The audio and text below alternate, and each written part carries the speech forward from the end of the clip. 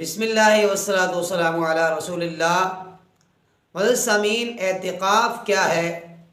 اعتکاف نبی رحمت صلی اللہ علیہ وآلہ وسلم کی سنت ہے اور سنت متواترہ ہے۔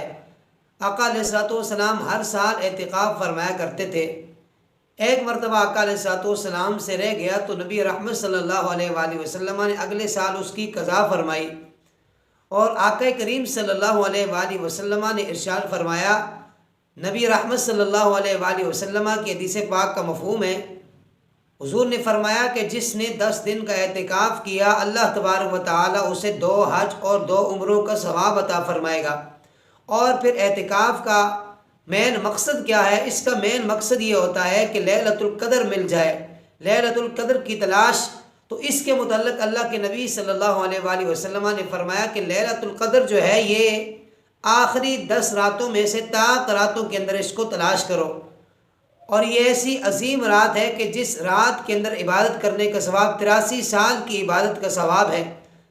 اور نبی رحمت صلی اللہ علیہ وآلہ وسلم کی حدیث پاک کا مفہوم ہے کہ جو بندہ اعتکاف کرنے والا ہوتا ہے وہ مسجد کے اندر آ کر معتکف ہو جاتا ہے، اعتکاف کرتا ہے، بیٹھ جاتا ہے، تو اسے ان چیزوں کا ثواب بھی اللہ تبارک و تعالیٰ عطا فرماتا ہے جو وہ عام حالات میں نیکی کے کام کرتا ہے۔ جس طرح کسی کی عیادت کر لی، جنازے کے اندر شریک ہو گیا، تو رب کتنا کریم ہے، وہ اعتکاف کر رہا ہے، اب وہ کام وہ نہیں کر سکتا، لیکن اللہ تبارک و تعالیٰ وہاں اس کو مسجد کے اندر بیٹھے بیٹھے ان چیزوں کا، ان اعمال کا ثواب عطا فرما رہا ہے۔